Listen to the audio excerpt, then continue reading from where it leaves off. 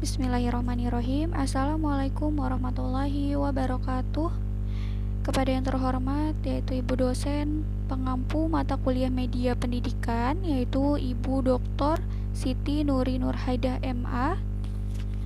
Izinkan saya untuk mempresentasikan makalah saya dengan judul E-Learning PAI Hasil Pengembangan. Yang pertama saya akan membahas tentang apa itu e-learning. Nah, menurut Michael, e-learning adalah pembelajaran yang disusun dengan tujuan menggunakan sistem elektronik atau komputer sehingga mampu mendukung proses pembelajaran. Nah, di sini saya dapat simpulkan bahwa untuk mendukung proses pembelajaran, guru menggunakan suatu sistem elektronik atau komputer yang tujuannya adalah untuk membantu guru dalam mencapai tujuan pembelajaran. Selanjutnya adalah jenis aplikasi e-learning. Yang pertama adalah Computer Based Training atau CBT. Nah, CBT ini adalah aplikasi e-learning yang berbentuk kemasan seperti CD-ROM yang isinya itu berupa materi dalam bentuk tulisan maupun multimedia atau video dan audio dalam format MOV atau MPEG 1 atau AFA. Nah, dalam CBT ini, pengguna atau siswa itu punya kesempatan untuk mencoba soal-soal latihan tanpa batas jumlah dan tingkat kesulitannya. Namun, pada e-learning, dalam konsep ini, komunikasinya itu hanya terjadi satu arah. Jadi, tidak adanya komunikasi dua arah. Jadi, hanya satu arah, seperti itu. Nah, kemudian yang kedua adalah Learning Management System atau disingkat dengan LMS. Pada aplikasi LMS, terdapat fasilitas seperti penulisan materi, upload materi, penugasan, pembuatan bank soal, pengujian, dan penilaian, serta fasilitas komunikasi antar pengguna yaitu chatting, forum, dan blog. Dan dapat juga ditambahkan modul menarik lainnya seperti kalender dan foto album. Nah, kemudian di sini saya gambarkan LMS atau Learning Management System itu adalah aplikasi Edmodo, di mana di dalamnya itu ada guru, siswa, dan orang tua yang dapat memonitori siswa dalam proses pembelajaran. Jadi di sini melibatkan orang tua juga gitu dalam pembelajarannya. Nah, kemudian yang ketiga ada aplikasi e-learning yang berbasis web. Perkembangan dari yang LMS menuju ke aplikasi e-learning berbasis web ini adalah secara total, baik untuk pembelajar maupun administrasi belajar mengajarnya. Nah, dalam LMS yang mulai digabungkan dengan situs-situs portal yang pada saat ini boleh dikatakan menjadi barometer, situs-situs informasi, majalah dan surat kabar dunia. Nah, aplikasi e-learning berbasis web ini semakin banyak gitu fitur-fitur yang bisa dilihat oleh peserta didik. Isinya adalah perpaduan antara multimedia, video streaming, serta penampilan interaktif dalam berbagai pilihan format data yang lebih standar. Artinya, ukuran dari aplikasi ini terbilang kecil atau stabil dibandingkan dengan aplikasi e-learning, LMS, ataupun CBT tadi gitu. Kemudian, setelah jenis aplikasi e-learning, ada karakteristik e-learning, di mana karakteristik e-learning ini ada 4. Yang pertama, memanfaatkan jasa teknologi elektronik, di mana e-learning ini bisa memanfaatkan jasa teknologi elektronik berupa komputer, radio, terus bisa juga teknologi lainnya. Nah, yang kedua, memanfaatkan keunggulan komputer, di mana berupa digital media dan komputer network. Artinya, guru ini memanfaatkan berbagai macam keunggulan daripada komputer yang fungsinya itu adalah menghubungkan antara guru dengan peserta didik. Yang ketiga, menggunakan bahan ajar yang bersifat mandiri atau self-learning material. Jadi, guru bisa memberikan bahan ajar yang nantinya siswa akan bisa mengakses sendiri. Siswa bisa membaca kembali di aplikasi e-learning tentang materi-materi pembelajaran yang sudah disiapkan oleh guru dalam bentuk tulisan maupun video gitu. Nah, yang keempat adalah memanfaatkan jadwal pembelajaran kurikulum hasil kemajuan belajar. Nah, jadi e-learning ini mampu memanfaatkan jadwal pembelajarannya biar supaya lebih ringkas, dan kurikulum yang sudah ditetapkan oleh standarnya, dan kemudian hasil kemajuan belajar itu jadi lebih efisien dan efektif seperti itu. Nah, kemudian selanjutnya ada fungsi e-learning. Yang pertama adalah suplemen. Dikatakan sebagai suplemen apabila peserta didik ini mempunyai kebebasan memilih apakah akan memanfaatkan materi pembelajaran elektronik atau tidak gitu. Jadi fungsinya itu sebagai pembelajaran tambahan. Dalam hal ini tidak ada kewajiban ataupun keharusan bagi peserta didik untuk mengakses materi pembelajaran elektronik. Artinya peserta didik ini bisa memilih gitu antara bisa mengakses materi yang diberikan guru melalui pembelajaran elektronik atau tidak. Nah, sehingga sekalipun sifatnya ini opsional, nah peserta didik ini dapat memanfaatkannya dalam kondisi tertentu, misalnya ingin menambah tambahan pengetahuan atau wawasan. Itu bisa diakses melalui aplikasi pembelajaran yang sudah disiapkan oleh guru. Nah, yang kedua, fungsi dari e-learning ini adalah komplement. Dikatakan sebagai komplement itu apabila materi pembelajaran elektronik ini diprogramkan untuk melengkapi materi pembelajaran yang diterima siswa di kelas. Artinya, guru ini memberikan tambahan materi berupa pembelajaran elektronik yang bisa diakses oleh siswa pada aplikasi e-learning. Nah, sebagai komplement berarti bahwa materi pembelajaran elektronik ini diprogramkan untuk menjadi materi penguatan, artinya tambahan atau remedial juga bagi peserta didik pada saat mengikuti pembelajaran konvensional gitu. Nah, materi pembelajaran elektronik ini dikatakan sebagai bentuk dari pengayaan atau enrichment apabila kepada peserta didik yang dapat dengan cepat menguasai atau memahami materi pelajaran yang disampaikan guru secara tatap muka, kemudian diberi kesempatan oleh guru untuk mengakses materi pembelajaran secara elektronik yang memang khusus dikembangkan untuk mereka gitu, yang gunanya adalah untuk menambah wawasan. Nah, yang ketiga, fungsi dari e-learning ini adalah pengganti atau substitusi. Artinya, e-learning ini digunakan kepada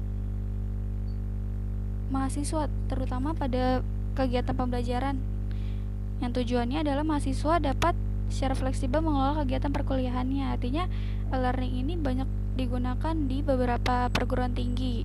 Nah, khususnya sekarang di masa pandemi, semua guru menggunakan e-learning untuk proses pembelajaran dikarenakannya pembelajaran dilakukan secara jarak jauh. Artinya, fungsi e-learning ini menjadi pengganti atau substitusi dari kegiatan pembelajaran yang dilakukan daring atau pembelajaran dilakukan dengan jarak jauh. Nah, selanjutnya adapun manfaat daripada e-learning yang dilihat dari dua sudut pandang. Yang pertama, tiga sudut pandang. Nah, yang pertama dari sudut peserta didik, dengan kegiatan e-learning dimungkinkan berkembangnya fleksibilitas belajar yang tinggi. Artinya, peserta didik dapat mengakses bahan-bahan belajar setiap saat dan berulang-ulang, dimanapun, kapanpun, peserta didik bisa mengulang-ulang kembali materi yang sudah diberikan oleh ibu guru atau bapak guru. Nah, kalau dari segi instruktur atau pengembang, ya, yang pertama itu lebih mudah melakukan pemuftahiran bahan-bahan belajar yang menjadi tanggung jawab sesuai dengan tuntutan perkembangan keilmuan yang terjadi. Nah, yang kedua, mengembangkan diri atau melakukan penelitian guna meningkatkan wawasannya karena waktu luang yang dimiliki relatif lebih banyak. Yang ketiga, mengontrol kegiatan belajar peserta didik. Bahkan instruktur atau penyedia learning ini juga dapat mengetahui kapan sih belajar peserta didik, nah topik apa aja sih yang dipelajari oleh peserta didik, dan berapa lama suatu topik itu dipelajari, serta berapa kali topik itu dipelajari ulang oleh peserta didik. Nah, yang terakhir, instruktur juga bisa melihat, bisa mengecek apakah peserta didik ini sudah mengerjakan soal-soal latihan yang sudah diberikan setelah mempelajari atau tidak. Itu bisa dilihat, serta bisa juga memeriksa jawaban dari peserta didik dan kemudian akan memberitahukan hasilnya. Nah, adapun manfaat pembelajaran elektronik menurut A.W. Batts, manfaatnya itu adalah meningkatkan kadar interaksi pembelajaran antara peserta didik dengan guru atau instruktur. Kenapa? Karena pada pembelajaran yang bersifat konvensional, kesempatan yang ada atau yang disediakan oleh guru untuk berdiskusi atau bertanya itu sangat terbatas. Biasanya kesempatan yang sangat terbatas ini juga cenderung didominasi oleh beberapa peserta didik yang tanggap, yang berani. Dalam keadaan demikian, terjadi pembelajaran elektronik bahwa ada peserta didik yang malu ataupun ragu-ragu untuk bertanya. Nah, ini mempunyai peluang luas untuk peserta didik yang malu untuk mengajukan pertanyaannya atau menyampaikan pendapatnya tanpa merasa diawasi atau merasa mendapat tekanan dari teman sekelasnya, seperti itu. Nah, selanjutnya manfaatnya juga memungkinkan terjadinya interaksi pembelajaran dari mana saja dan kapan saja. Artinya bisa di mana saja peserta didik mengakses materi, informasi yang diberikan guru dari aplikasi pembelajaran e-learning. Nah, selanjutnya untuk manfaat daripada guru e-learning guru, yang pertama adalah guru dapat mengontrol kegiatan belajar peserta didik. Guru juga dapat mengembangkan diri atau melakukan penelitian guna untuk meningkatkan wawasannya terhadap peserta didik. Seperti itu. Selanjutnya adalah perkembangan implementasi e-learning dalam pendidikan. Ada 3. Yang pertama adalah pengembangan LMS atau Learning Management System, yang fungsinya itu adalah untuk menyimpan, mengelola, dan mendistribusikan berbagai material pelatihan, ujian atau tes yang telah disiapkan. Biasanya LMS ini digunakan untuk ujian siswa. Jadi siswa itu dapat masuk ketika mempunyai username ataupun password gitu. Nah, selanjutnya ada WebCity. Nah, WebCity ini adalah salah satu leader di bidang e-learning software di dunia dengan spesialisasi untuk implementasi di institusi pendidikan. Yang ketiga ada Blackboard, bukan papan tulis ya teman-teman. Nah, ini adalah aplikasi e-learning untuk institusi pendidikan. Ada Plateau, Saba, SumTotal, Dosen, Click to Learn, Teach, RWD.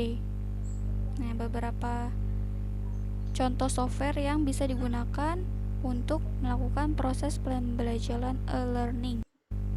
Nah, ada juga pembelajaran e-learning yang dikeluarkan oleh Kemendikbud, yaitu aplikasi rumah belajar, di mana siswa dapat mengakses berbagai macam materi yang dikeluarkan di rumah belajar ini. Nah, ada berbagai macam fitur juga daripada yang nantinya bisa diakses oleh siswa. Selanjutnya adalah kelebihan dan kekurangan e-learning. Nah, saya pertama akan membahas tentang kelebihan dulu nih. Kelebihannya itu adalah lebih mudah diserap. Artinya, menggunakan fasilitas multimedia berupa gambar, teks animasi, suara, video ini akan lebih mudah diserap oleh siswa dibandingkan dengan hanya guru menjelaskan tidak dengan gambar. Itu akan lebih sulit dibandingkan siswa itu bisa melihat gambar atau teks animasi atau video gitu. Nah, yang kedua, jauh lebih efektif dalam biaya. Artinya, tidak perlu instruktur, tidak perlu minimum audiensi, bahwa bisa di mana saja, kapan saja, dan mudah. untuk diperbanyak. Jadi siswa bisa mengulang-ulang kembali materi yang telah diberikan melalui aplikasi e-learning oleh guru itu tanpa mengeluarkan biaya lagi gitu. Nah, selanjutnya adalah jauh lebih ringkas. Artinya, tidak banyak formalitas kelas, langsung pada pokok bahasan mata pelajaran sesuai dengan kebutuhan dari siswanya. Artinya, langsung pada pokok pembahasan materi daripada pembelajaran. Misalnya, materi pelajaran PAI tentang bab sholat. Nah, di situ guru akan memberikan materi. Materinya itu bisa berupa video pembelajaran ya. Video pembelajaran itu isinya bisa praktek sholat. Guru di situ menjelaskan berapa sholat 5 waktu gitu, berapa jumlah rakaatnya. Di situ nanti banyak materi yang nanti akan dibahas oleh guru dan akan lebih ringkas, dibuat akan lebih ringkas tentunya dengan menggunakan aplikasi e-learning. Nah, yang terakhir daripada kelebihannya itu adalah tersedia 24 jam per hari atau 7 hari per minggu. Artinya, penguasaan materi ini tergantung pada semangat dan daya serap siswa, bisa dimonitor, bisa diuji dengan e-test. Artinya, setiap siswa ini bisa mengakses kapan saja materi yang sudah diberikan oleh ibu atau bapak guru, kemudian bisa dibaca-baca kembali. Nah, guru setelah itu akan bisa memonitoring melalui ujian yang diberikan, bisa berupa kuis, bisa berupa soal-soal yang nantinya akan diujikan oleh siswa. Nah, selanjutnya setelah kita mengetahui kelebihan, kita juga perlu mengetahui apa yang menjadi kekurangan daripada e-learning. Yang pertama adalah kurangnya interaksi antara pengajar dan pelajar atau bahkan antar pelajar itu sendiri. Artinya ketika guru memilih e-learning berbasis web, artinya tidak ada komunikasi dua arah antara guru dan murid. Nah, mungkin guru memberikan materi kemudian murid membaca. Nah, beda halnya ketika guru memilih aplikasi e-learning yang berbasis bisa secara video, bisa dilihat secara face to face meskipun ada aplikasi melalui aplikasi. Nah, itu mungkin bisa adanya interaksi antar pengajar dan pelajar. Nah, yang kedua, kurangnya penguasaan bahasa komputer. Artinya di sini guru dan siswa dituntut untuk menguasai bahasa komputer. Bisa itu bahasa komputer itu biasanya banyaknya itu adalah bahasa Inggris. Nah, di sini guru dituntut untuk juga bisa menguasai bahasa komputer. Nah, ketiga, tidak semua tempat tersedia fasilitas internet. Ada di beberapa daerah yang mungkin aplikasi jaringan internetnya itu terbatas. Artinya tidak semua daerah memiliki fasilitas internet yang memadai.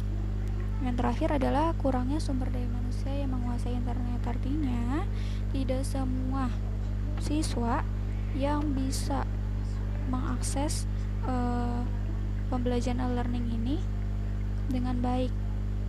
Artinya perlu guru untuk membantu siswa dalam hal ini gitu. Jadi memang kekurangan ini menjadi suatu kendala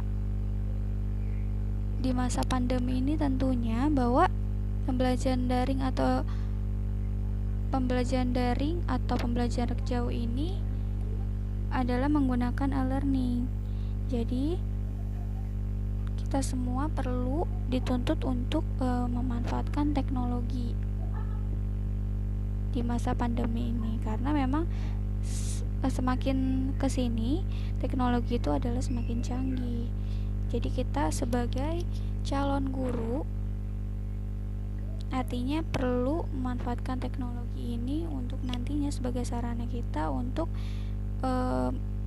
bisa membuat pembelajaran yang menyenangkan, seperti itu. Mungkin itu saja yang dapat saya sampaikan terkait dengan makalah yang sudah saya buat dalam bentuk presentasi ini. dengan judul e-learning, PAI hasil pengembangan. Semoga saja bisa menjadi ilmu sedikit, terutama untuk saya pribadi. Saya mohon maaf apabila ada kekurangan, karena kesempurnaan hanya milik Allah dan kekurangan hanya milik saya pribadi. Akhirul kalam. Wassalamualaikum warahmatullahi wabarakatuh.